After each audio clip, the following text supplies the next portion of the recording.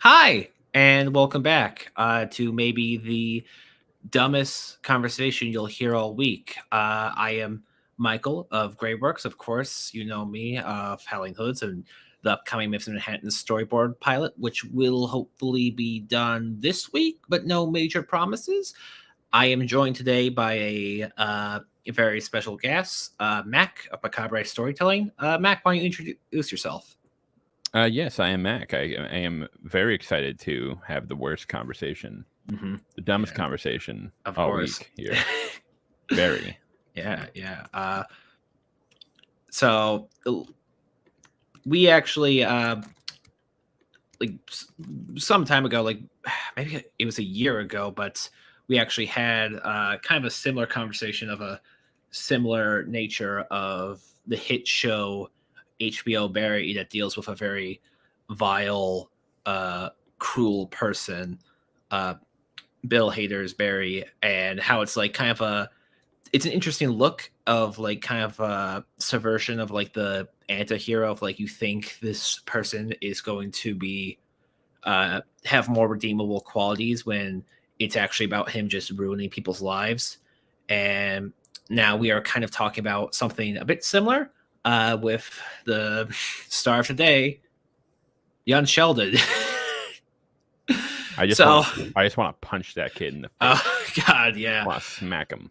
So, do you have a history with the Big Bang Theory or like Young Sheldon? um, I with young Sheldon, no. I will say that I am. I thought I like. I thought I was having like one of the like Mandela effect things when I heard that it was Young Sheldon's ending, and they're like, "Final." I'm like, "Finally," Yeah. and they're like, "After 7 seasons," Hmm. and I'm like, "I'm sorry, what?" Yeah. like that. Like I don't know where I was. I was I mean, like I've had that experience with other shows too, where I'm like, this show was on the air for like 10 seasons, and I'm like, "There's no way. That's Hmm. impossible." No, yeah. But this one in particular, I was like, 7 seasons of this? Was this doing numbers? I don't Hmm. know. Yeah. It's interesting.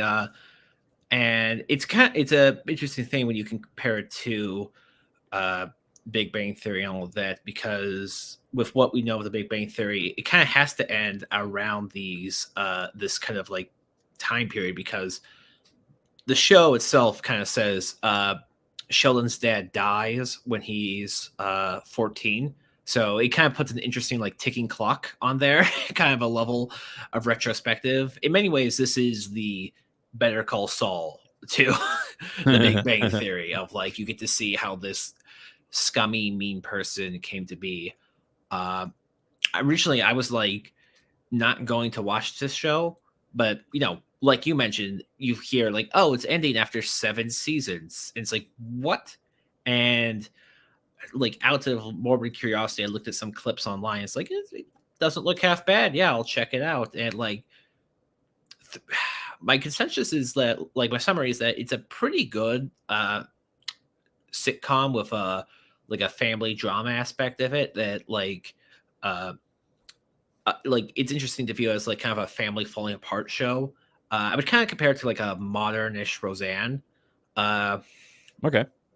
yeah, despite because I would say the first maybe 4 seasons of Roseanne, but it's also very interesting to view this as like uh, it puts a lot of stuff in the Big Bang Theory into context and kind of like who Sheldon is as a person and kind of just how weirdly mean and warped he is, and like in a weird way he's like the main villain of the show.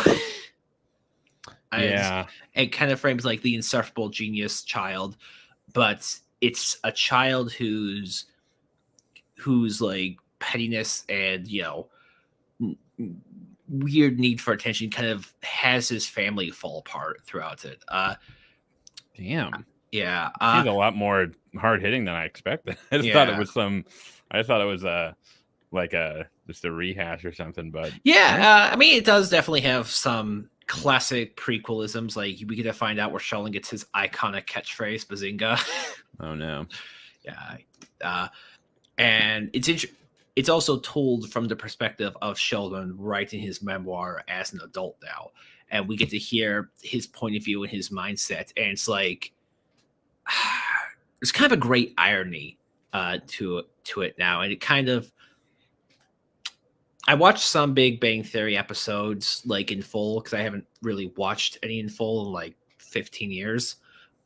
Just for more context, mainly the ones around like Sheldon's like family and marriage and like all the big drama episodes. And now we get to hear where kind of like Sheldon comes from. And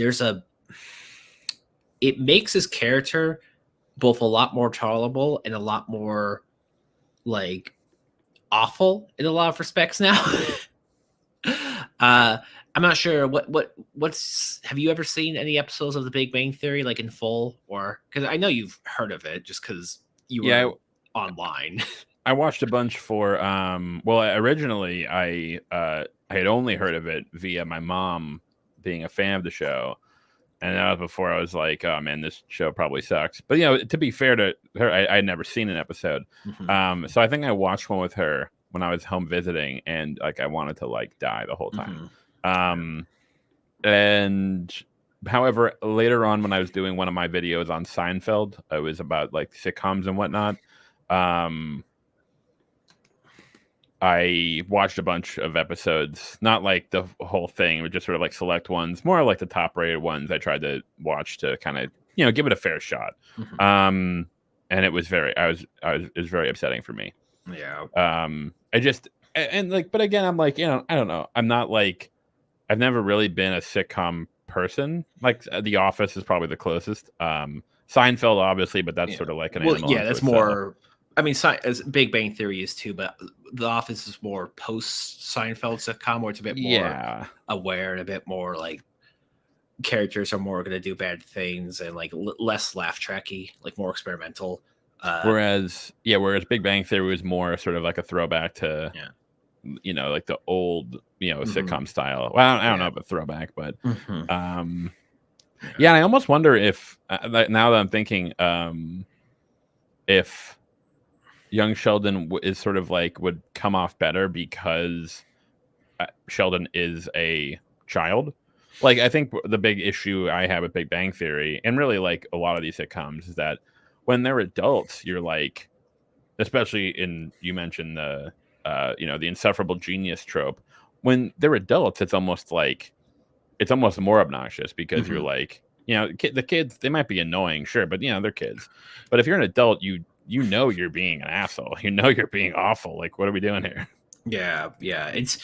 It's interesting of like how Sheldon is written in this and kind of compared now to like a lot of stuff in Big Bang Theory, because watching it, he comes off a lot very, very emotionally stunted, because in Young Sheldon, a big part of it is that his mother is very hyper religious and very like super baby Sheldon. I'm not sure if you heard of the term boy mom, if you heard of that, of like a mom who's like a mama's boy. No, for the mom. Yeah, for the mom of like, he's my little angel, all stuff. And like when she has like other kids, it's almost like reverse it child syndrome, a child named It. And because the thing is, Sheldon has a brother and a twin sister in this, and in it, Sheldon gets so much more attention from his mother, and we see a lot of the stuff like how it impacts the children over time. And like in the Big Bang Theory, we actually learned that Sheldon's family kind of falls apart when he leaves to college at 14, because after that his dad dies and the older brother Georgie has to take care of everyone essentially. And he's 19 at the moment, and he also has a kid. So you're almost making it sound like it's like a march towards like a foreboding march towards like inevitability. Like we know this is how this is going to end. And like, damn. Now I'm actually kind of curious on my shit. It kind of is, and we do hear some interesting like moments of maturity from Sheldon, like in season 1 where Sheldon wants to go on. Mary wants to insist that their father, George Sr., takes them on a trip to see do something that Sheldon wants because they don't hang out a lot. So he takes Sheldon and his other son Georgie to like a NASA launch, and like it's raining. He puts all the stuff forward, and he keeps on doing it. And at the end of it, despite Sheldon's narration, says that was the best trip of my life, and I wish I told my father when he was alive. Oh yeah, doesn't he? I think I saw a clip of that. Doesn't like Jim Parsons? Was that the only appearance by him in the show, or was Jim he Parson? Yeah. Jim Parson narrates most of the episodes. Okay, but he shows up in an actual. He shows up at the very episode, right? end, the finale, physically, and oh boy, we're gonna talk about him later. Because I want to do this because, as we've talked, I saw part of your podcast with waving the red flag, and was there anyone else? I've only seen a few things from waving the red flag. Is it just one person, or is it like a group? It's a couple guys. Okay, I was. Yeah. But yeah, and Sheldon does fall into that type of like, man, he may be a dick, but God, he's that smart and all that stuff, and like how this is kind of like. Originally, like the Big Bang Theory was kind of like known for like kind of autistic coding Sheldon to a degree, and it got a lot of backlash for that. And it's the not Big Bang Theory. Young Sheldon actually kind of retcons that to confirm that Sheldon is not autistic. Not only can you see this in his actions, but also like you can very much, the show even just straight up says it. In season 1, someone asks him, "Are you crazy?" And Sheldon goes, "No, Mom, I got tested." And Mom says no. And then in season 3, we actually see him go to a doctor, and it's confirmed, no, Sheldon's not. He's not on the spectrum on any degree. He's just kind of neurotic. Does he have like some like traits you would like kind of stereotype with like a hyper autistic person? Yes, but given that Sheldon's like an autistic character, you see something a fictional character. It's like it's less of something that's used as like an actual like, oh, this is kind of like coding for autism. It's more like, oh, this is just kind of funny for us. And Sheldon has many moments in the show where like it's not so much what he says is kind of like blunt and unintentionally rude, is that he will say things that are purposefully rude to kind of like twist the knife. In one episode, his mom says, "Don't be rude," and Sheldon goes, "When have I ever been rude?" And we see a flashback from Sheldon's point of view of his twin sisters just on her bed, just like playing with dolls, and Sheldon turns around and says, "Enjoy childhood. Adulthood will not be kind to you." It's like, geez, Louise, kid. Damn. Just you guys play me like that shit. yeah. It's God, the poor sister in this. Well, it's weird because I think there's like the weird implication of that would be it's if Sheldon was on the spectrum, if he was autistic or Asperger's, whatever, would that make his behavior any more? What do you? It's very similar to sort of like, this isn't actually like a proper comparison, but I was just thinking today about how people say stuff like oh, grandma, she has some racist beliefs, but that's because she was brought up in a different time. Yeah. And I always hate that because it's like, okay, but she's an adult. She's not like, if she's not like full on senile and doesn't know where the hell she is, then like she should be able to like act accordingly. And what sort of bugs me about, that sort of framing of when with the character is like autistic coded or whatever, it's that, at least in my experience, I've met many or the people I've known who have been on the spectrum, they are like way more hyper vigilant about, because they understand, hey, I am not the best at like, picking up on social cues. And so when I'm entering social interactions, I'm going to be very vigilant in terms of making sure what I say doesn't come off as rude. Of course, people still slip up and they are still blunt, but they're very conscious about it. Whereas a character like Sheldon in the show, they frame him as if he's almost like, if he is either autistic or Asperger's, they frame him as if he's like this, like completely clueless and has like no autonomy over his actions. Like, and then it's almost like hand wave. He's framed more like a robot, to be honest. Or kind of, exactly. Even Spock from Star Trek, yes. in a way. of like, oh, there's an alien. where it's not really realistic in the sense of like, and again, like in Star Trek, it's like, well, he's like, it's we're dealing with different races and species and shit, so like that's one thing. But like when we're talking about someone, there was another show I watched on Netflix, Atypical. I saw the first season. Mm-hmm. I thought that was pretty good. And the character on that show is like, but the character on that show is like framed as like a like not I don't want to say like severely autistic, but like not like more so to the point where it actually does have negative effects on his life. Mm-hmm. Whereas a character like Sheldon doesn't really.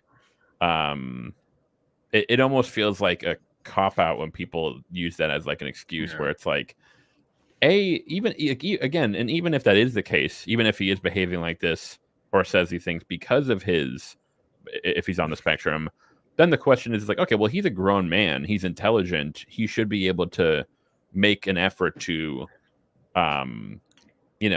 act or like amend his behavior. It's almost like they frame him as if he has like no autonomy. It's like, oh, I can't help it. And it's like, no, you can. You can. Well, yeah, that's the thing. It doesn't really frame it as him being kind of on spectrum. Just like it's now kind of framed of him being spoiled and not really taking into account other people's feelings. Because there are many autistic people, especially like people like kind of higher up. A lot of them are very emotional, but it's like it's a different kind of thing. And there are several episodes where it's like the joke is that like Sheldon is just being incredibly selfish and kind of complains when he doesn't get what he wants.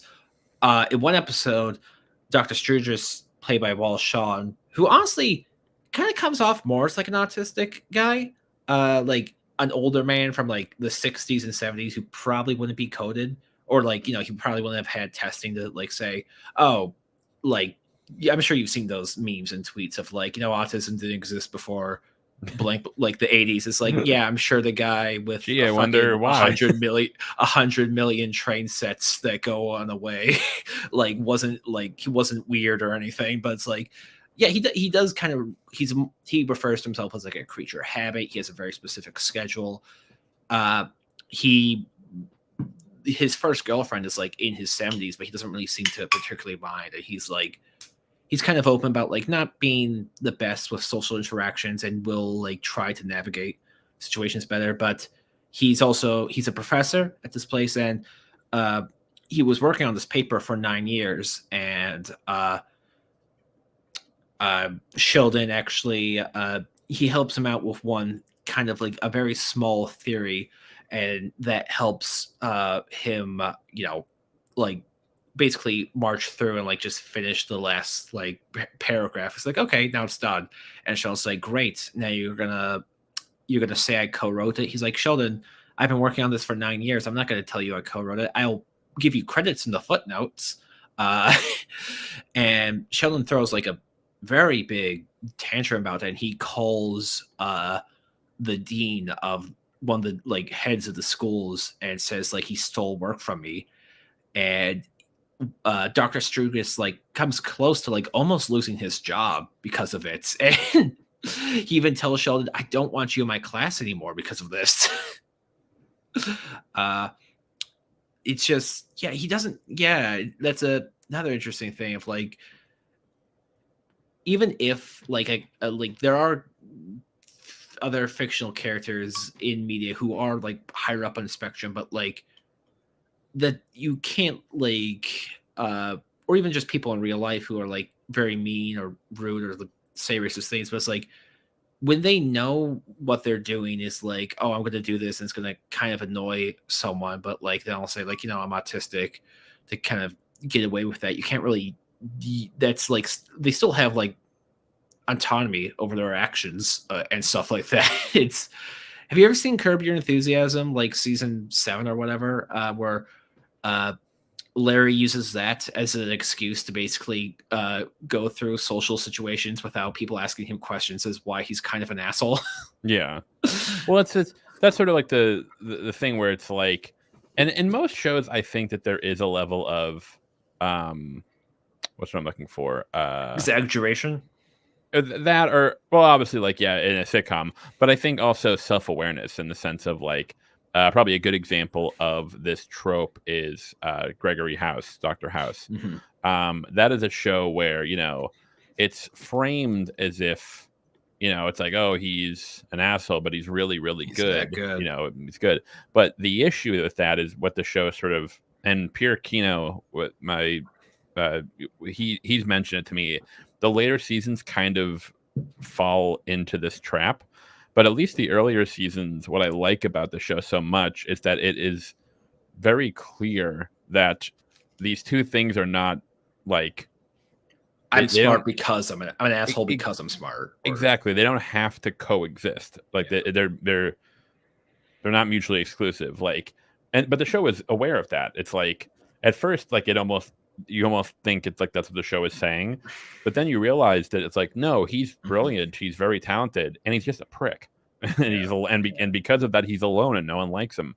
So I think that is an example of like self-awareness. It's a good retconning of it. Whereas, or even something like I think about like The Social Network with Mark Zuckerberg. He's the same way, where it's like, oh, it's okay if he's an asshole because look at all the good he's doing, or like look what he's accomplishing.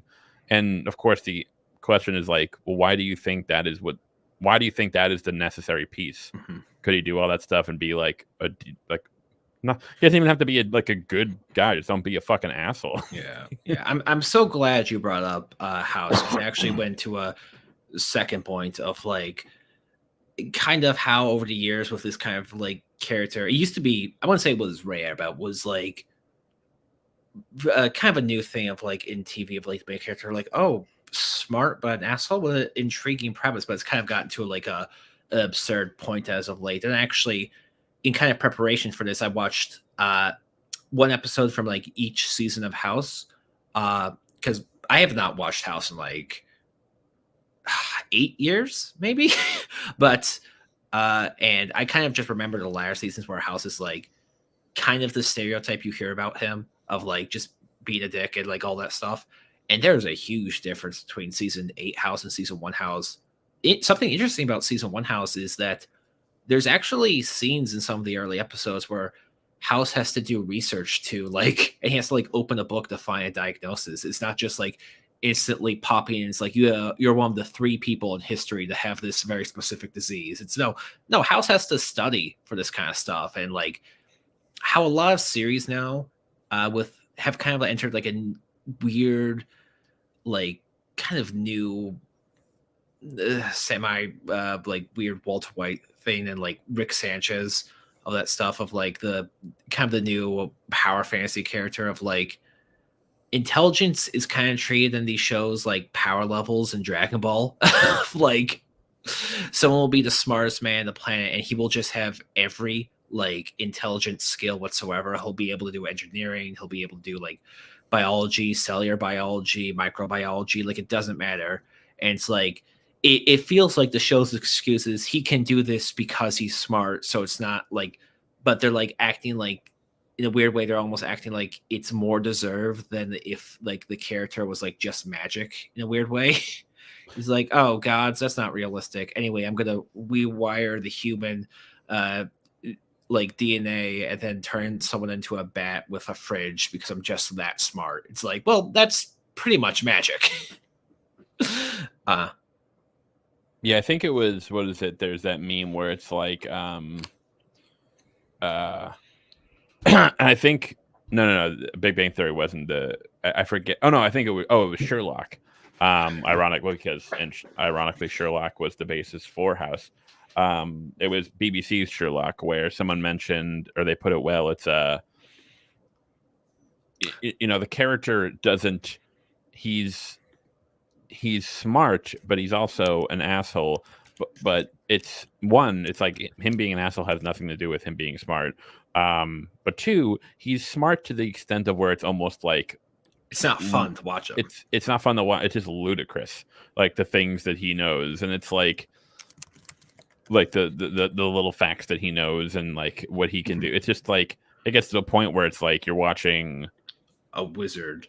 Yeah, basically. Yeah. Or I'm this thinking great, of like great meme from 4chan. or something. Yeah, Ford Death They were Stranding. comparing him to Anton Chigurh from No Country for Old Men.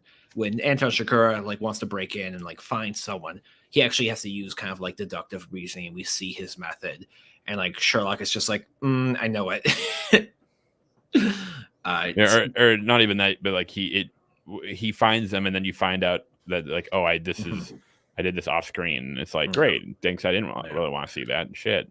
Yeah, it's interesting, kind of comparing a lot of more modern versions of Sherlock Holmes to kind of like the original book versions, which I read in middle school. Very solid books, and like Sherlock only knows like a certain amount of things, and there's categories where he's like it's not his field of expertise. Like Sherlock is not a doctor in any way. He's a very direct, kind of a mean person, and like kind of like there are several stories where he's framed as the bad guy.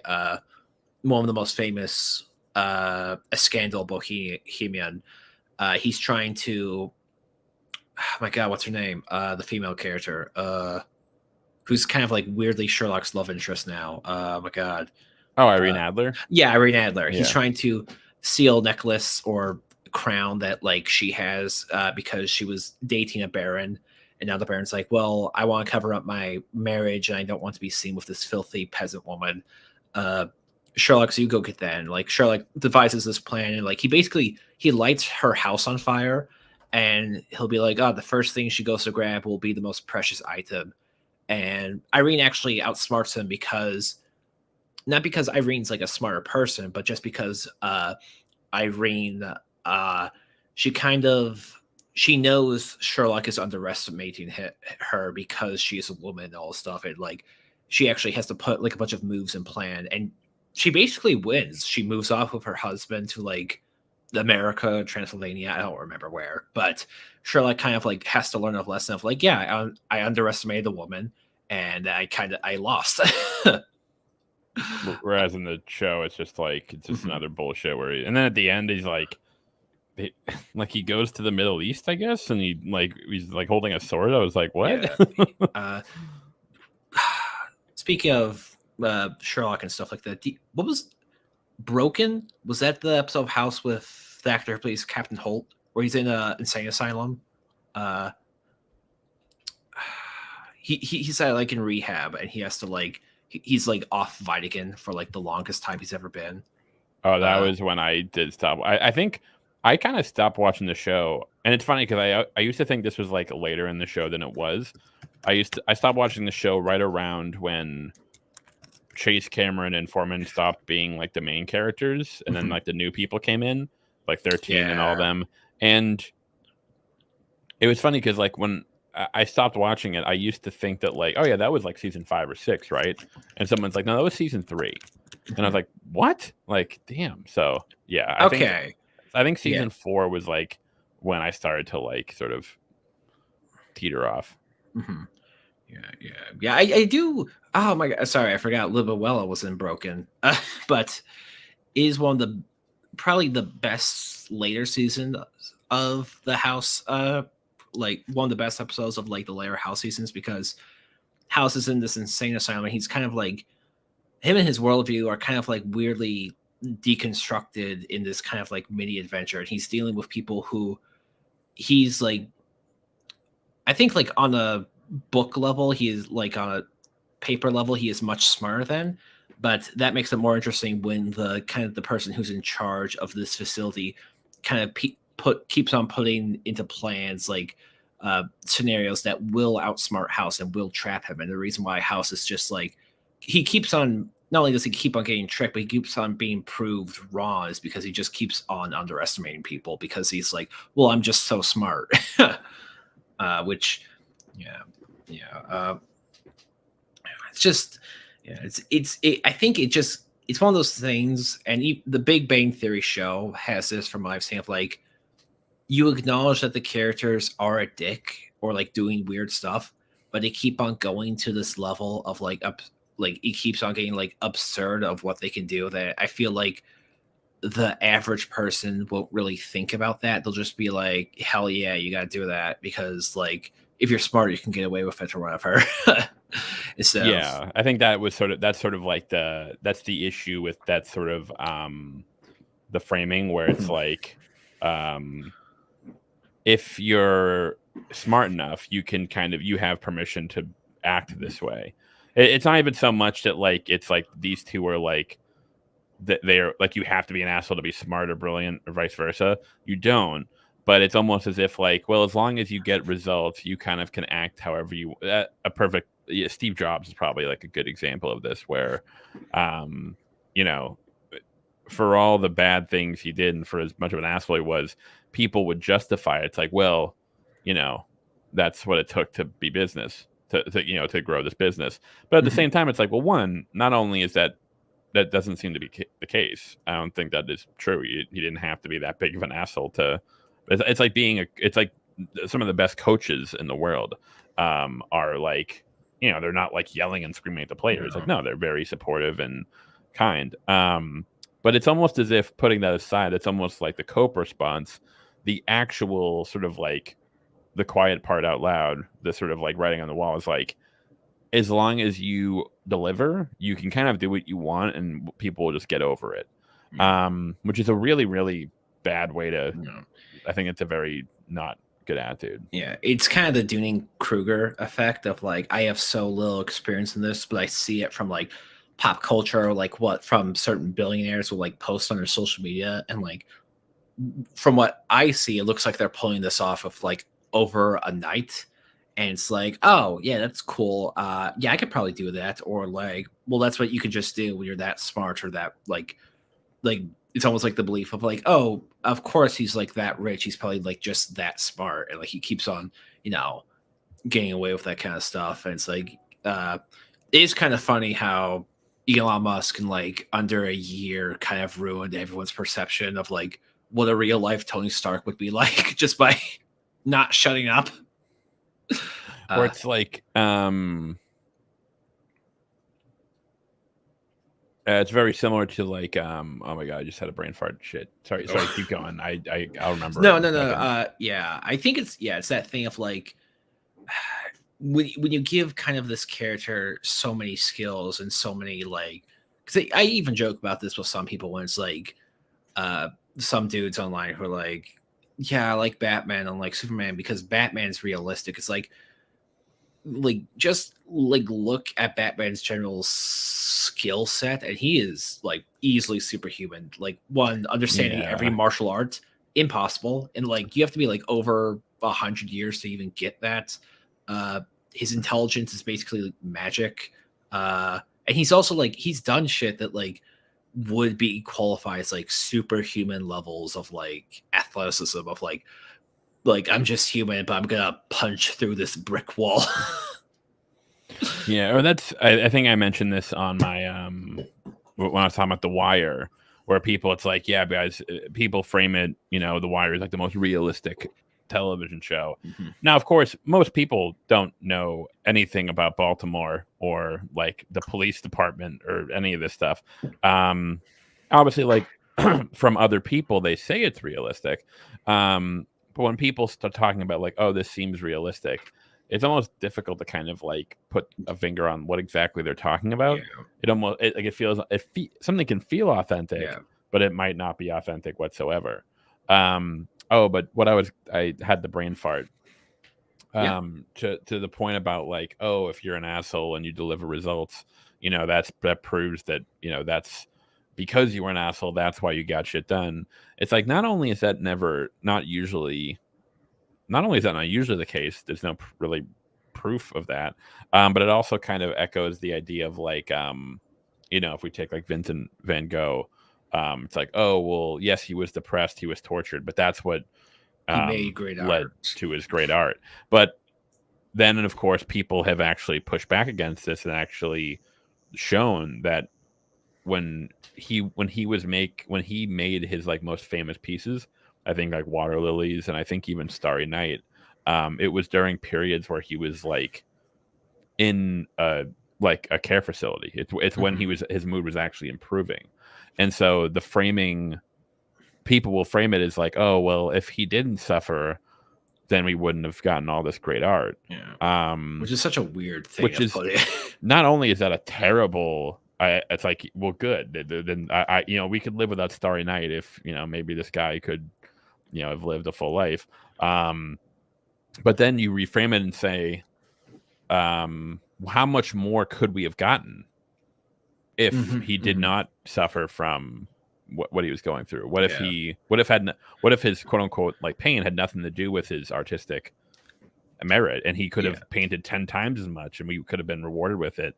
But unfortunately, due to his mental turmoil, it just I think also interesting, not even comparing that to just like mental turmoil, but like just the living conditions you're in of like, I remember this was an excuse a lot of people use of like when they hear stuff about like from the Mappa studio, or like, I don't remember what studio it is, the one who made the second Spider-Verse movie, and you heard all the awful conditions the Spider-Verse animators were under, really bad.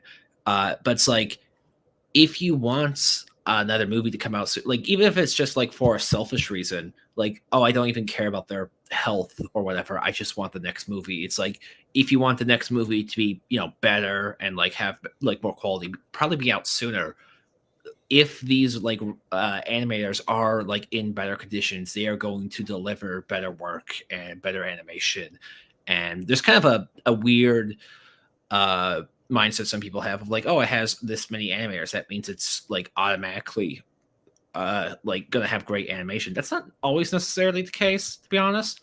It's like you could just have like a small crack team, but like if everyone gets to roll, everyone like knows what they're doing, and like if everyone's in a healthy environment, it's and like no crunch, like animation can like and artistry can like look amazing. Like have you seen the Creator movie? The movie The Creator. I have not seen that yet. No. But I'm sure you've seen like trailers and stuff for that. Yes. It looks incredible, and the director of that, he did the Godzilla movie and so like Rogue One. He's been like he doesn't do it like the MCU kind of way of like, he has like a vision and a mindset of like what he wants stuff to look like, and he gives his animators and VFX people enough time to like make like incredible works of art happen. And it's like, it's not just like VFX isn't just like people like just typing shit in a computer, it's all handmade. And it's like, yeah, if you give people enough time and enough money, and it was also made on relatively small budget, all things considered, it's like you can do amazing stuff, but people like just kind of have like a weird industry mindset of how this stuff works of like, no, you just pump it out. But and I think, if I'm not mistaken, I mean, I've heard very conflicting reports, but wasn't the whole like, I remember Godzilla -1 was a big it was I've heard was like oh, look what the SFX team were able to do with such a small budget. But wasn't it in part due to like, aren't like the pay rates for Japan is not great with animation. And it's like, it sucks because it's almost like, oh, look what oh, we celebrate them. It's like, well, yeah, so you think that these people should probably be paid more for their work, and it's but no, it's yeah, it's another thing. But yeah, it's I think people kind of underestimate a lot of people with talent in a weird way of like, oh, if you have this talent and intelligence, you're probably just so very full of yourself and very, very like arrogant almost, but it's like you deserve that arrogance to a degree, when it's like, well, most people who have like a field of expertise kind of know how to push down their ego to like, not only for like a healthy social life, but just like to like work in a group. Because it's like, yeah, if you're the smartest person like in the room, but you're just an asshole, it's like, yeah, stuff probably isn't going to get done. Yeah, or it's and then the question is like, again, it's like this idea of like, oh, he's an asshole and that's why shit got done. But it's like, yeah, but like, what if because like there are plenty of people who can motivate people and are good leaders without being like that. How do you know they didn't succeed in spite of it, not necessarily because of it? And how do you know that they things wouldn't have been way better if people like actually enjoyed going to work and not getting yelled at by their boss? Yeah, it's another kind of like tough thing to put into merits of like, I think it's kind of like also the idea we've had of like kind of great directors and great like insight of like, oh, this director was tortured, but it's like, and they put his staff through like awful stuff. But man, we got The Shining because of it. It's like, I don't know, maybe you could have had like a night, like you could have been nicer to people or uh, stuff like that. And oh, sorry, just to kind of go back a bit, we were talking about kind of Van Gogh and damage that leads to great arts. There's a interesting because it just kind of had a it came into the zeitgeist again of BoJack Horseman, and people were kind of talking about oh, it's this very cynical down show that's all about depression and like generational trauma and like how it like produces people. And I think the show became very aware of like the fact that like it kind of it kind of gave into that culture of like fetishizing like sadness and stuff like that. It's like, yeah, I'm depressed, but that means like I have deepness to me. Because in like Yeah. the last season, Diane, who's like trying to write about her like trauma and turmoil, she can't really put it to the paper, and she's like, what she like actually kind of excels at is writing like mystery novels. And one of the characters said, Princess Carolyn says, "Why can't you just write mystery novels?" She's like, "I can't. I have to write about my damage." She's like, "Why?" "Because if I don't write about my damage, that doesn't mean it didn't make me smart or special. It's just damage." I think that's a tough thing. A lot of people kind of have to associate with like, yeah, being hurt doesn't really make you special. It just means you got hurt. It's like you could be an asshole about it and kind of feel better if in a weird way, if like that makes you happy. But it's like maybe you could just try to improve yourself and be happy. Yeah, or funny enough, that was actually the whole sort of I think Wilson even like says this directly to House in one episode. The reason that your pain doesn't make you smart or brilliant. You are brilliant. You're brilliant regardless. But the reason that you act like an asshole is because you have to almost you have to give sense to your misery. You're a miserable prick, but you have to convince yourself, oh, the reason I'm miserable is because of my gift. And if I wasn't miserable, then I wouldn't have my gift. And it's like, no, you could be happy and have your gift. This sort of BS framing you've made for yourself as a coping mechanism. And yeah, again, I think I think House is an example, at least in the earlier seasons, and BoJack Horseman probably too.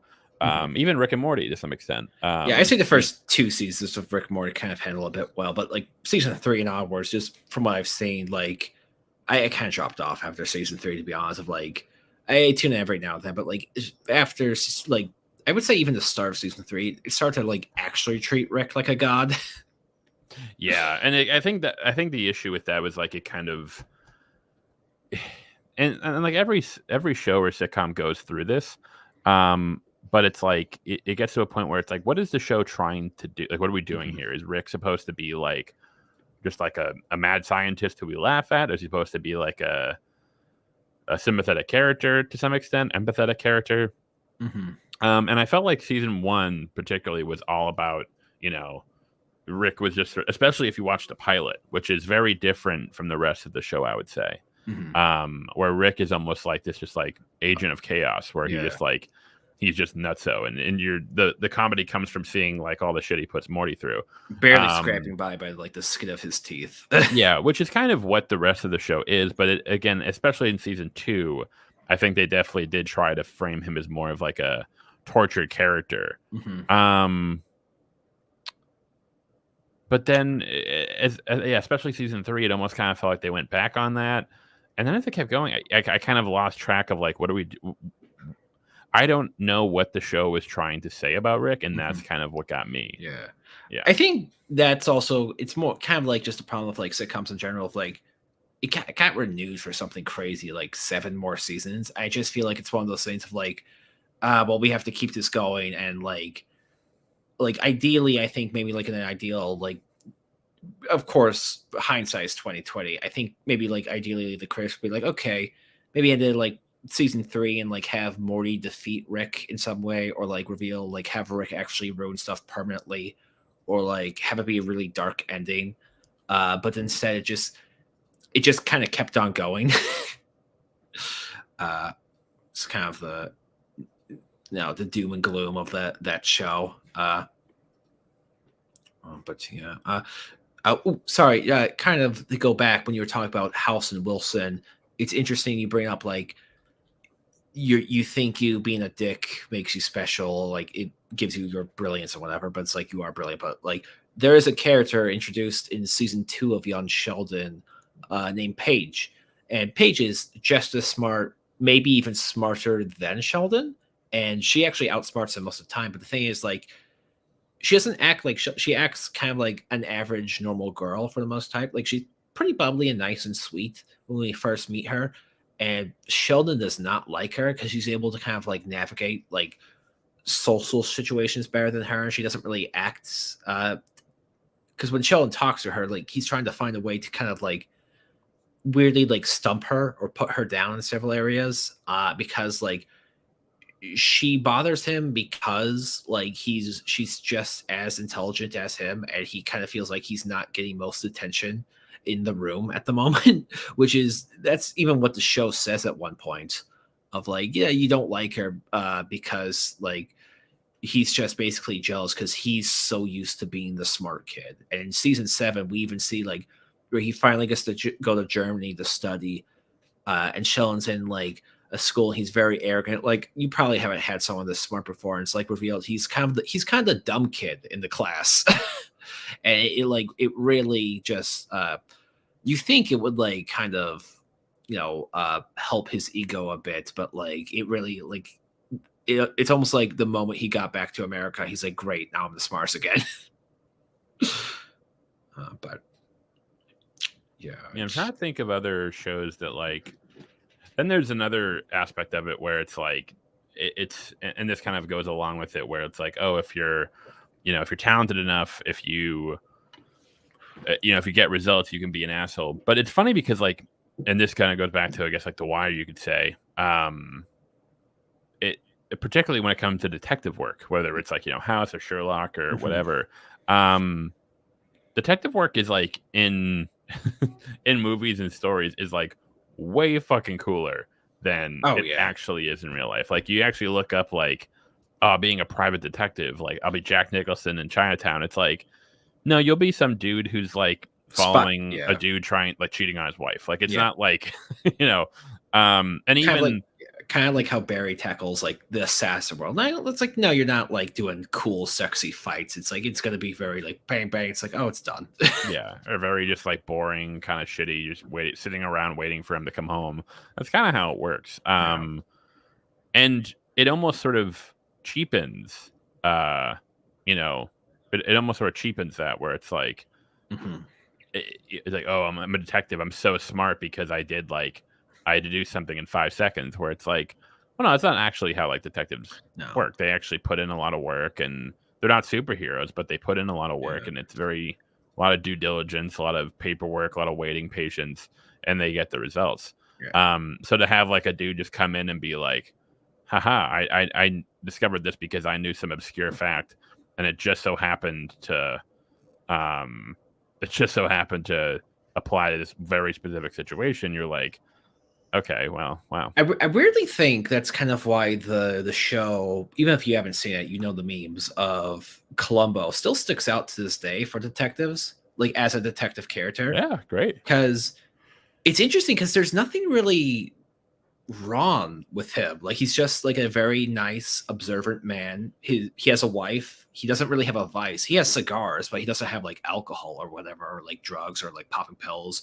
But the way Peter Falk, even in his autobiography of like discussing Columbo, he describes Sherlock as like a backwards duck. No, he describes Columbo as like a backwards Sherlock, of like Sherlock can like observe stuff like instantly like that, and it's like Sherlock is like a basset hound chasing his prey, while being chased by Columbo's like being nibbled to death by a duck. Like it's slow, and he's gonna take his time, but he's gonna get you. And he's a very like polite man. He doesn't really have like a dangerous femme fatale character he's interested. It's like it's a charming, observant person going on like these different cases, and you have to see like you can actually see how he pieces them together, like even to this day, and like all those stories still really hold up. Uh, but yeah, Yeah, it's like you appreciate. It's like you could see the pieces, and you appreciate the person's talent for putting them together. But now, a lot of the types of stories, particularly Sherlock, sometimes even House to some extent, it's more of it's. But like House was kind of like it really wasn't really about that because for House it was mostly like medical jargon anyway that most people wouldn't have any, my aunt is anyway. actually a nurse, and I remember one time I was very little. I was like, that I don't know what episode was of House, but we used to watch House like crazy. And I was like, "Is this accurate?" She's like, "No." Of course not. No, but we understand that. Yeah.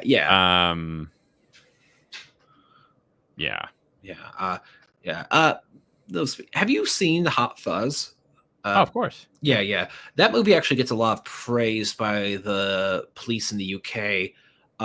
Not because of like, oh, it's so accurate during all the fight scenes, but it's like it portrays like no, proper police work is mostly just paperwork and observing people. And of course it's edited by oh my god, I'm blanking on his name. Not Simon Pegg.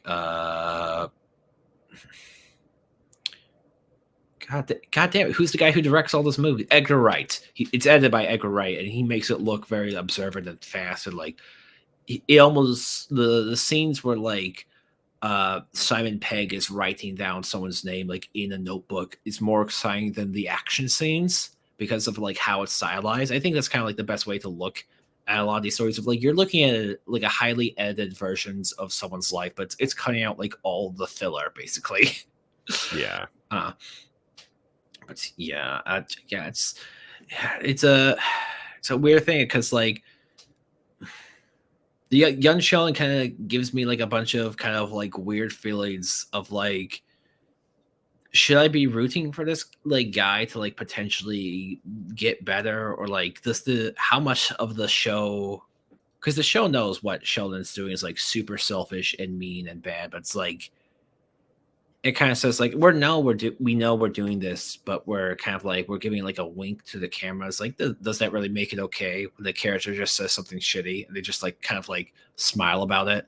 Because Sheldon, like, I'm sure you've seen those clips of like sitcoms without the laugh track there, and it makes the characters look like psychopaths.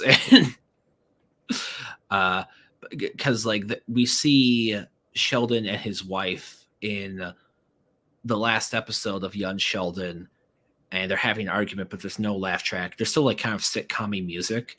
But still, it's like it's a very weird argument of like his wife is like, "Get dressed, we're going to your son's hockey game," and he goes, this is why I wanted to wait until cloning was a thing, so we wouldn't have a son with all these faults." Like that's like an incredibly mean thing to say about your child, dude. I'm like, I wish I could just have me. Yeah, even the show, like the episode I saw, I wasn't really sure if like does the show sort of like, or even like I think I watched a video recently on like 2.5 Men, which I never really watched, but even that show, I'm like, is the show trying, like, are the characters, and you could argue it's like, well, is that sort of ruin the show? But it's like, is the show aware that the characters are bad people? Is it kind of, and to some extent I understand like why you don't want to be too like on the nose. You don't want to have to tell the audience these people are bad every single time. Sure. But at the same time, but then it starts to get to a weird one, a weird line where it's like, I'm not really sure where the show's going, or maybe even the show is losing touch on how do I feel about these characters. I think it could be 2 seconds. I'll be right back. Sorry. Yeah, it's all good. Yeah, I mean, in the meantime, for all 2 people who are watching this, you should check here. We're gonna have I'm gonna show off some cool memes, and it's all for you to see. Yeah, I'll check out this meme. It's for nothing. Okay, I guess just this once I can do it for nothing. Ew, ew, ew. Okay, I guess I can do one more for nothing. Ew, ew, ew. Or by other memes.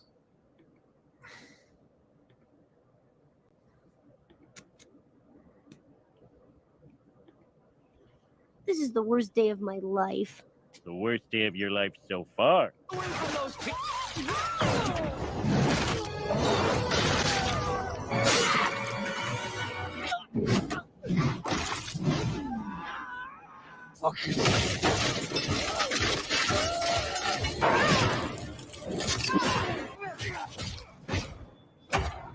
Quite vincible.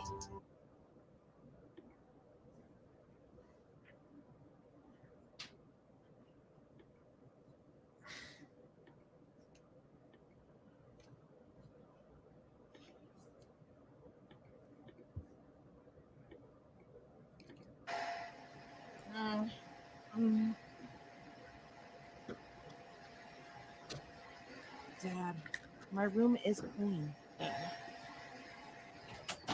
Если ты не будешь убирать в своей комнате, она превратится в свалку. It doesn't start I for am. 2 Oh, hours. I am hey. sorry about Тогда that. у No, тебя you're good.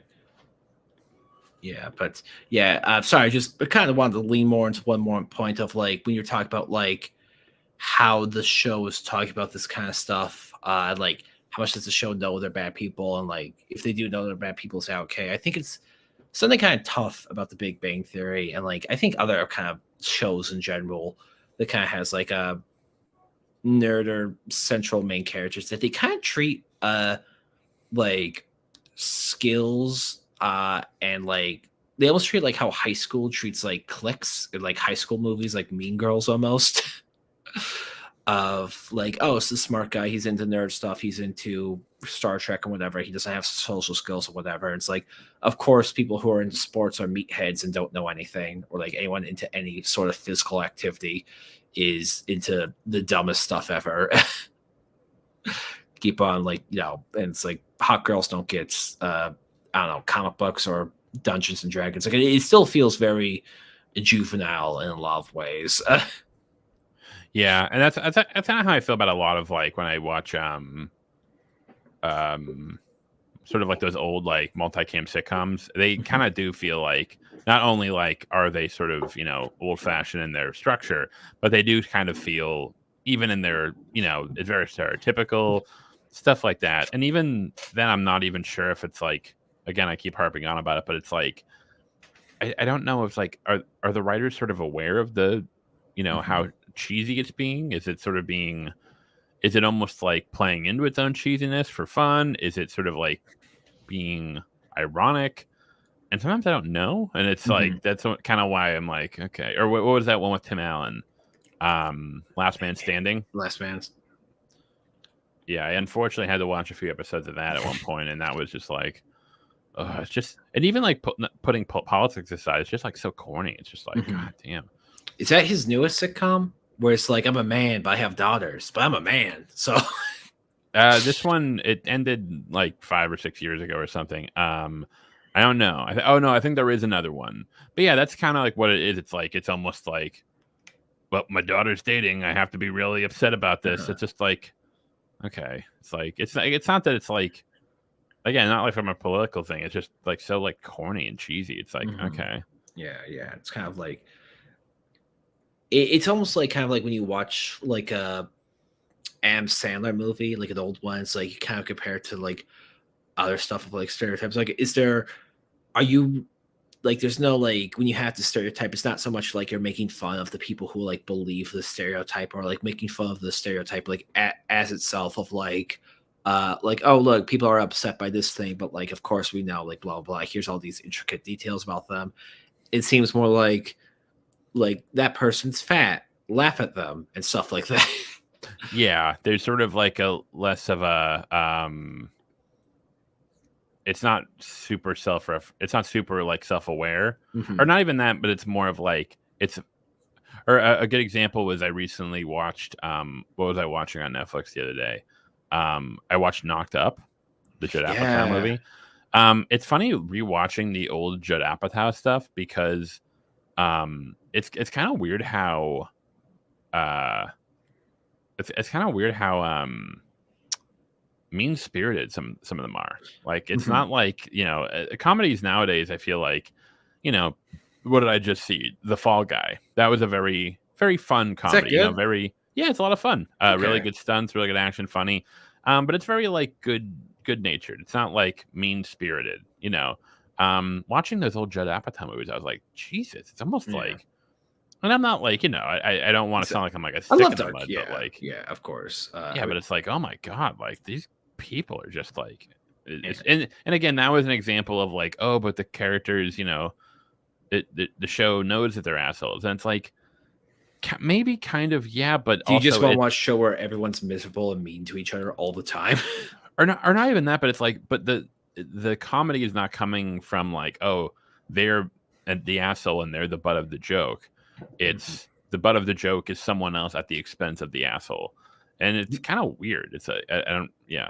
You know, that's also kind of like a issue I had with like, I'm not sure like which season was the one where like it had the main divide, but like either post season 3 or post season 4 of The Office, the American Office, where like after Jim finally gets with Pam, uh Jim just keeps on doing like, it's like I think Jim is like kind of peak in season 3, but like kind of afterwards he keeps on doing like all these very specific like mean spirited pranks at Dwight where like it stops getting funny and it's just like you're just kind of picking on this guy to a degree.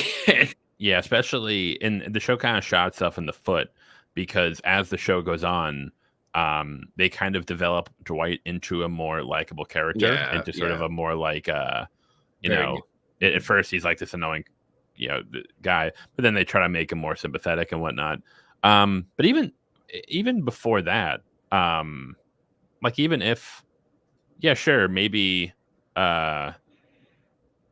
maybe he is annoying, Dwight, but like, or maybe he's awkward and funny, but like Jim is like fucking his shit up. Like he's like Yeah. does like a lot of like, Ah, and it's almost like and then of course Jim, like again, like the show, I actually think once him and Pam got together, the show got better. Not necessarily because I liked them together or liked them as characters, but because it finally, the whole him trying to get Pam thing was so yeah, it's a little scummy. weird. It was Yeah. really, even from season 1, it was like, dude was like, even before like, because the show admittedly did try to make like Roy seem like an asshole, I think like in season 2 or 3 to kind of soften the blow.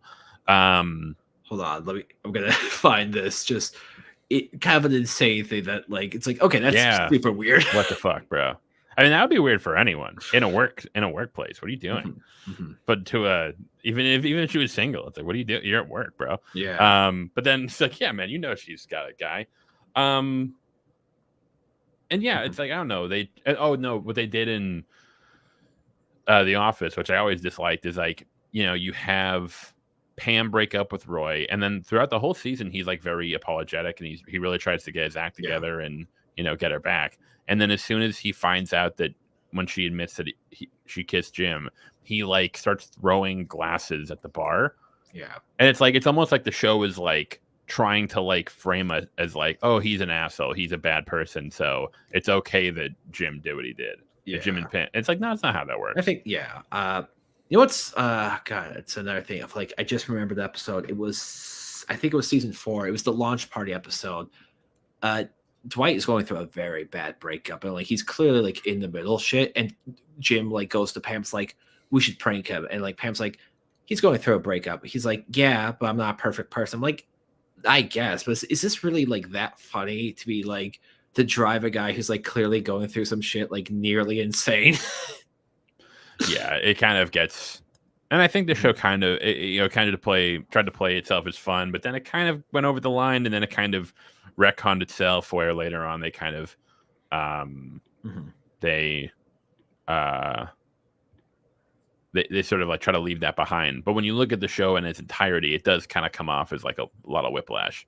Yeah. I think, it's also kind of another thing is like this kind of archetype character of like, I wouldn't say it's a new thing, but like the relatable everyman of like but it's one of those things of like the people behind the camera clearly like the guy. It's kind of like the Ryan Reynolds archetype, and it's kind of why I have a hard time getting behind a lot of Ryan Reynolds movies. I don't know who said this, but they put it like brilliantly of like even in his late 40s, Ryan Reynolds still comes off as like an uppy like fraternity bro from like a rich family in a lot of the movies he's in, and like he doesn't really care. It's like he doesn't really have that charm of like a Bill Murray or like a Chevy Chase of like kind of a schlubby guy who's going through some shit. It's like he's so handsome and just so like effortlessly like yeah, it's like whatever with anything. It's like he just kind of comes off as like, well, why should I really root for this guy? If like, do I just want to root for the guy to just get more shit?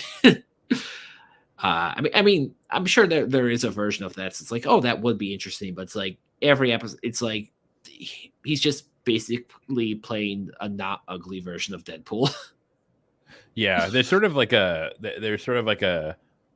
you know, if we go bring it back to the Walter White example, there is sort of like a give and take of, we don't want to see, even if characters do bad stuff in the course of a movie, or if they are kind of assholes, you know, they still have to have some stuff that we can sort of latch on to, or, you know, have them, they're sympathetic to some extent. Yeah, I'm thinking of back like something like, what did I watch with my wife? Waiting. Remember that one with Ryan Reynolds? It was whether like servers at like a steakhouse restaurant, and that movie. I mean, a lot of the jokes have not like aged well, but that's a movie where it kind of felt very like the main guy is like, he's just not like, he has no like redeeming characteristics, but it's not even like the entire like crux of the film is that he's like in his 30s, I think, and he wants to fuck the hostess who is turning 18 in like a week, but he wants to fuck her before that, and it's kind of like supposed to played for comedy, but it's like, this is like rewatching it, it's like, and again, the comedy isn't approving of it, but it's like, well, I don't even know really. No? Well, at the end, I guess he does sort of like, he does not go through with it, but like that's like, do you want a cookie? Like, do you want a cookie for not fucking a minor? Like what was that? Super Bad with Jonah Hill and Michael Cera. It's like his plan is like to get her drunk and have sex with her. It's like he's also 17 or like 18 or whatever. It's like, yeah, I get it. He's a stupid dumb teen, but like that's still pretty insidious thing for like someone to do. Yeah. Admittedly, like Superbad is a self-aware movie, where even if some of the humor is kind of like mean-spirited, the ending is like meant to show, you know, the big irony at the end where he's he should have been with his bud the whole time. Or yeah, he gets drunk and then she's like, oh, I would, you know, make out with you, but I would make out with you, but I can't because you're drunk and I'm not. I thought that was really clever. But a good example to throw like the antithesis of that would be Clerks. No, not really Clerks. I would say American Pie.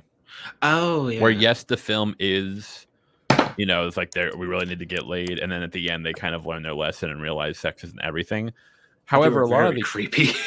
Well, there's a whole scene where they literally like are perving on a chick changing in the bedroom with the with a webcam, and it's like, this isn't like the humor isn't coming from, wow, these guys are little punks, right? It's like it's we're laughing at her expense by having her privacy betrayed. It's weird. It's kind of like, and again, it's even weirder when you consider the movie is actually pretty thoughtful. The ending, like the ending is like they kind of learn their lesson and realize that like just getting laid isn't everything, and they grow as men.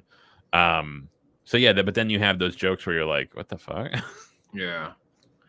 There is of course a lot of them come from like older, like say maybe pre-90s movies of like Revenge of the Nerds kind of types, which it kind of fits into Big Bang Theory of like a lot of the pranks are kind of get backs in these series of like, oh, that's just a dude sexually assaulting a woman. Like, yeah, basically. It's like It's Always Sunny in Philadelphia had like a great kind of parody of that. Like I'm gonna get hard. I'm gonna put my dick through the women's like shower. And, like these like yeah, I don't get how that's a prank at all. It just sounds like sexually assaulting women. Stuff like that. It's just yeah, it's that thing of like you kind of have to be mindful of both like what the character's personality and thing is in universe, but also like you don't want to like how much do you want to like give that character as well? Like how much do you want to like approve of it? Kind of something I think kind of like with how the show framed it in a weird way of like something I think did a very good job of like the whole. This is gonna sound weird, but I have like kind of a weird amount of praise for that one scene in Breaking Bad 2 or 3. No, it's gotta be 2, where Walt's like sexually assaults Skylar, because it frames Walt in just such a pathetic, like low manner. You just feel like very little empathy for him, and like then he like sits down. Skylar has to like almost scold him like a child, and it's just like. Of course, there are some fans that like approve of that, whatever, like because they're like, "Oh, Skylar, she's a woman, I hate her." But it's like it's one of those things of like, is this your fucking hero? This guy who's just like sobbing on his like while sitting down because he didn't get everything he wanted. Yeah, and then that kind of goes back to the whole ending with Walt, where it's like even. And so, like the issue I have with the ending of Breaking Bad, I think a good way to articulate it is if we compare it to Better Call Saul, where the ending of Better Call Saul is, Jimmy has an out. He has a chance to basically, what is he going to do? Like 7 years and then he's free. So he has an out, but instead he forgoes that out in order to do the right thing, in order to have integrity. The problem with Walt's ending and Breaking Bad is that like. He doesn't really have an out. Like he's got cancer. He has nowhere to go. He can't really run anywhere. His options are wait in a cabin and die like a really slow, painful death, or just say fuck it and return. Mm-hmm. So when people say it's like, oh, well, you can tell in the finale that he's sort of learned his lesson. It's like, I don't really know if you can, if I can really say that. I don't know if the show kind of maybe the show wants me to insinuate that, but I don't think the show did enough to kind of like drive that home. No. And then the question is, even if that is true, even if at the end Walt did, come to his senses and everything he's doing is for the right reasons, the question is, should he be given the chance to have that redemption? Mm-hmm. Where a good example, Barry is a perfect example of that, where it's like it's the antithesis of that, where even at the end, that final moment where he decides to. And again, I think the show is sort of aware where, like, even if he decides to do the right, quote unquote, right thing in this one moment, well, he keeps to that. Even with whatever we know about him is like, is that maybe he probably won't do so. But the brilliance of the ending is that even if either way, what the ending is saying is like whether or not he really is going to change or whether this is bullshit. It doesn't matter because his actions have already led him to this moment, and these are the consequences that he has to face. And I think, that's why I love that ending compared to Breaking Bad, which I'm not really. It just doesn't do it for me. I don't know why. Yeah. I think the Breaking Bad ending kind of gets sours a bit in people's minds, like as the years go by, especially like because of how Better Call Saul went, especially and. Saul, Jimmy even says like, I am curious of like how much that line was intended for. Of like, if it wasn't for me, Walter White would be dead or in jail in like a month because like beforehand, like Breaking Bad, like even the last seasons does frame like Heisenberg as almost like a mythic Western kind of character. It's like almost like a Jesse James kind of like. Bandits of like, oh man, he killed all these people, he did all this shit, like man, he's so capable. It's like what was just kind of a lunatic the whole time. And he barely got by like the first 2 seasons. Like he had a lot of help, and like honestly, like if it wasn't for Saul, like even like what was that one kid, Badger or something, of like he goes to like jails. Like Jimmy has to like do so much for like Walt just for him to like uh just for him to not get caught. And Yeah, and it always kind of bugs me whenever I do hear that. It's like, well, he did it because there's sort of this idea of like, well, he did, he had to do what he does. He had to do what he did because he was put in a situation where he was sort of like given no choice. But then, of course, the question is like, well, how did he get in that situation in the first place? And and I guess the question is like, well, how far back do you want to track that? And it's like, I don't know. It gets to the point where I'm kind of like, oh, I had to do it. It's like and a lot of people will defend him on those grounds, but it's like, yeah, but like you have to remain cognizant that the reason he's in this situation in the first place was due to his own ego, his own selfishness. So I think that should be taken into account. yeah, I think that's kind of a weird kind of gripe I have of some people. Like, I'm not sure if Big Bang like defenders or like apologists is like the right term, but there is like a group of people who's like, yeah, I don't like the Big Bang Theory, but it's like, man, they were so like poor Raj and all that stuff. Like Raj is so nice. Of like in the first like few seasons, from what I've seen, like Raj doesn't really talk because he's like terribly scared by women, and he does talk occasionally. But you do hear his thoughts on some women in certain scenes, and they're like the rest of the people in there, pretty misogynistic and mean spirited in a lot of respects.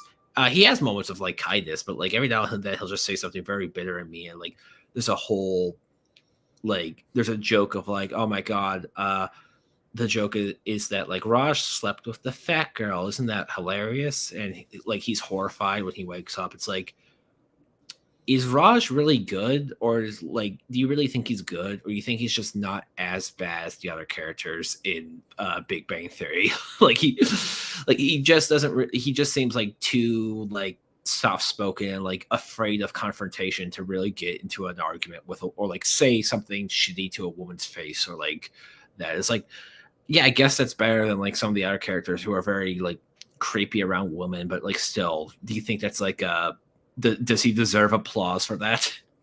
Well, that's sort of the kind of the bullshit where it's like, this idea of like, well, yes, he has bad attributes, but he also has good attributes, and it's like, okay, but like having these good attributes, like you're framing these good, quote unquote, good attributes as if like they're some like they're like miracle, like they're going above and beyond, and it's like, no, he's just like, oh, Tony loves his kids. Yeah. Cool. Like every father, like most fathers love their kids, and they go above and beyond with their kids. It's like the fact that he love his kid? Does he love he love AJ even? I think Tony does. Pierre Kino has mentioned a lot. Walter, his relationship with Holly and Walt Jr. is kind of interesting, where it's almost like he sees them almost more as like, he sees his family more as like almost like props, extensions. Okay. Like, yeah, an extension of himself. They're not really individuals to him. They're just like they're things in his life that define who he is. He has a very strange relationship with them. Whereas Tony, I think he definitely does see his family as individuals, especially later as the show goes on. Meadow particularly. Even AJ, I think that's kind of why he like resents AJ so much. That's why he gets it's him. Yeah. Okay. Yeah. But yeah, it's another thing of like another super weird thing with like Sheldon and Young Sheldon as well. Of like the way the show frames certain stuff of like, that was a big moment for Sheldon. Of like Sheldon does like the bare minimum and does something like he'll like suck in his he'll like suck in his gun, like he'll do something for his mom. It's like, fucking just do it, kid. To almost to an extent, it's like, just do one like non-selfish thing for a family member. It's like, is that really so hard? Like the other characters, like but it's like Sheldon just makes everyone around him so miserable. That showed up like one time he's like, I want to go to Germany so badly, and they're like, his parents are like, well, we can't really afford the money. And like Sheldon starts to sulk. He's like, it's your fault because you spoiled me my whole life. Now I'm expecting you to go there. And then then both the school and the people at the church find out Sheldon wants to go to Germany for like a few months, and they raise money to basically just get Sheldon out of there. They're like, please just fucking get him to leave. And he's like, hooray. And it's like, fucking, he gets that shit too. It is kind of like that fucking scene in Breaking Bad where like Jesse just comes home and just screams he can't keep on getting away with this shit. Of like there's like no repercussions to Sheldon. It's just like the show's kind of conclusions that like Sheldon will do the bare minimum for his mother if like shit is really bad, like right after his dad dies, he'll do some stuff, but it's like his mom kind of raised a monster. Yeah, and then it's the question is like not only like it's like, oh, your bare minimum shit, you know, doesn't outweigh the crap you do, but then the question is also it's like, is the only reason you seem decent in this moment because 99% of the time you're an asshole? Yeah. Like you know, it's like Sheldon or even how like for House, that's a good example where he's such an asshole all the time, and then the one time he does something even halfway decent, it's for him seen as like way more like impressive, even though everyone else has been doing this them like with no caveat. It's almost like having a toxic ex or boyfriend where it's like, yeah, he usually is an asshole, but then he was nice to me today. It's like, well, they should be nice to you every day. Raise your standards a bit. Oh yeah. Have you seen not Click, Adam Sandler movie, Pixels? Have you seen that?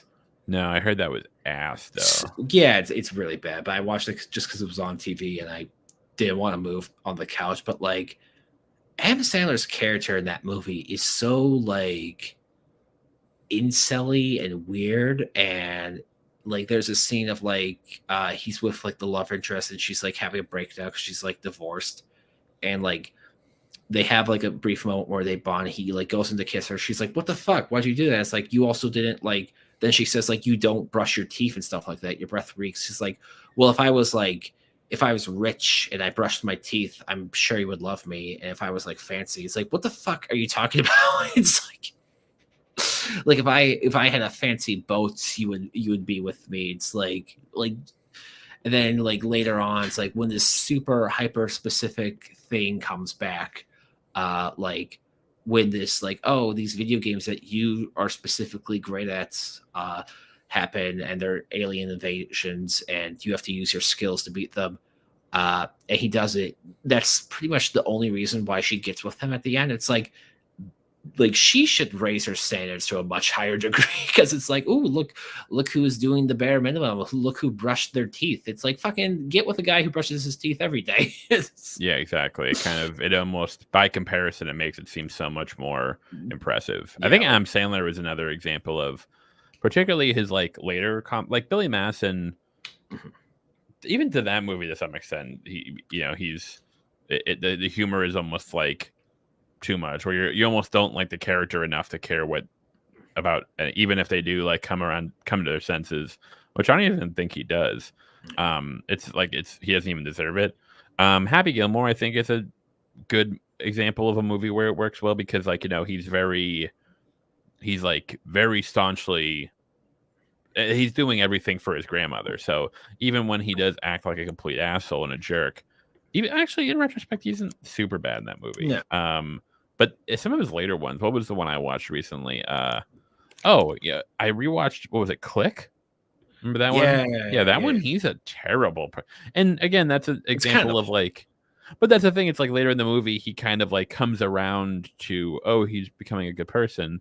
But even so, when you rewatch the movie, you're almost like, I don't, why did you deserve to learn this lesson? Mm-hmm. Like you're just being an asshole. You're just a terrible person. Yeah. And it's like, oh, well, now you're a good person. It's like, yeah, but like you put through all that effort just to make him a good person, even though he doesn't deserve it. I don't know. You know it's also kind of a weird issue with like Adam Sandler characters to me. And God, this is the dumbest fucking thing I will ever kind of make a comparison to. Hold on, let me pull up the screen again of like characters in like the angry video game nerd, and like some of the stuff like the Happy Gilmore characters and stuff like that. Like, oh yeah, he's a sweet guy, but he beats the crap out of people and stuff like that. It kind of like, I don't want to psychoanalyze anyone, but it does kind of, to me, it kind of feels like like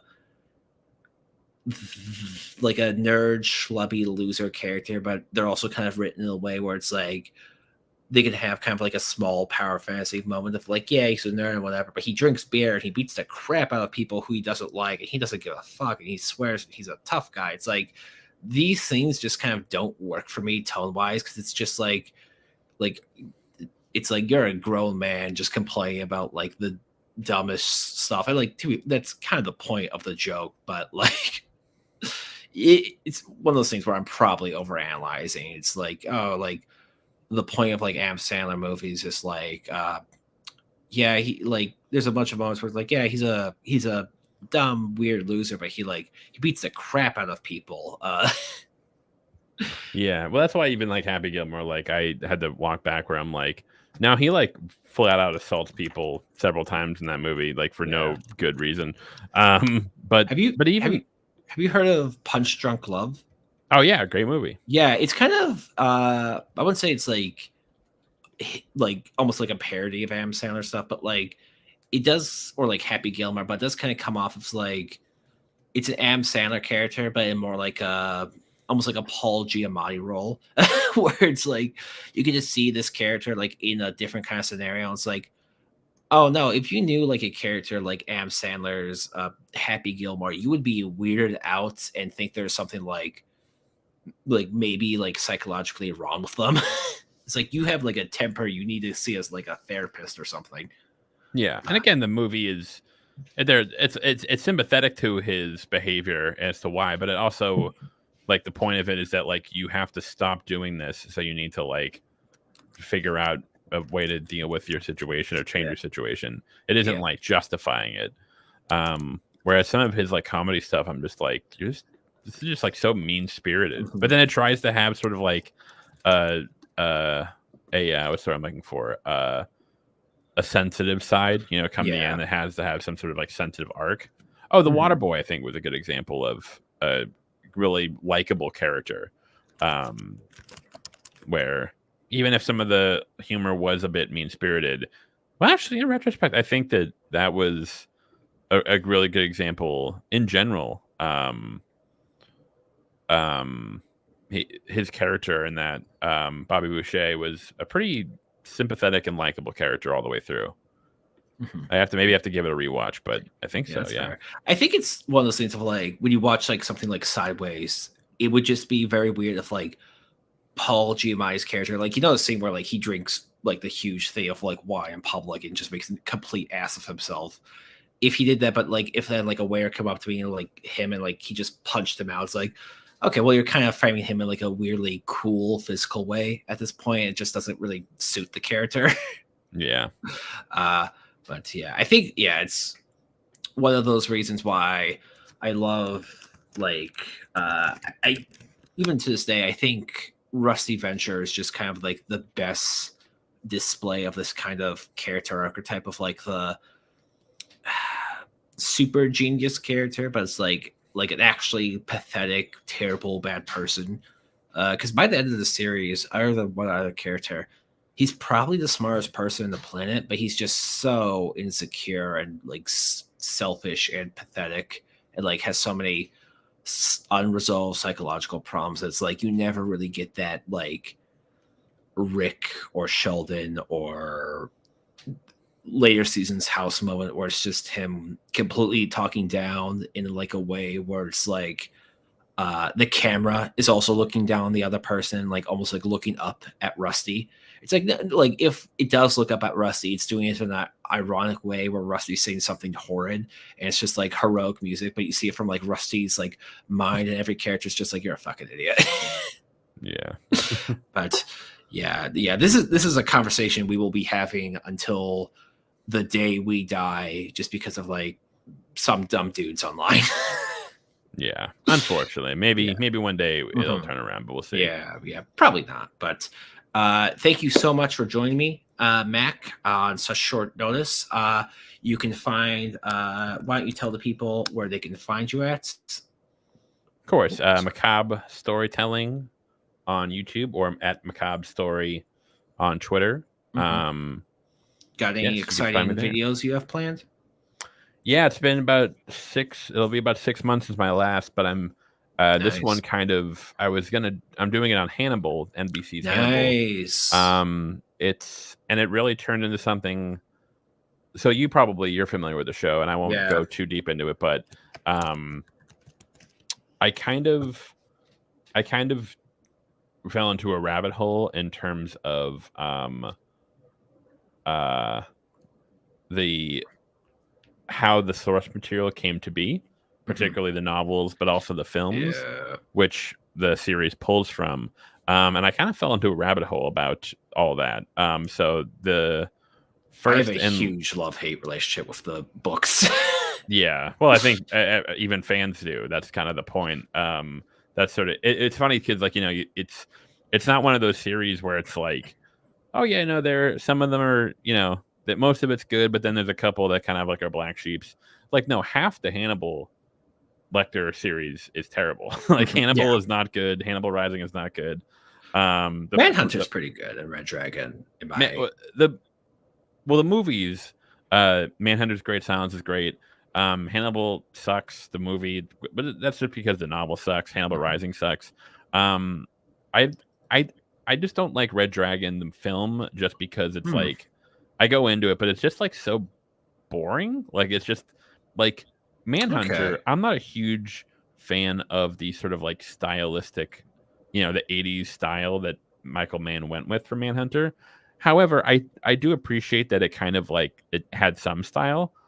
Whereas then when you compare it to Red Dragon, Brett Ratner's Red Dragon, it's just kind of like it's just so bare bones. It's just so like it just feels like your run of the mill mid 2000s drama movie. Yeah, I can kind of see that. Yeah,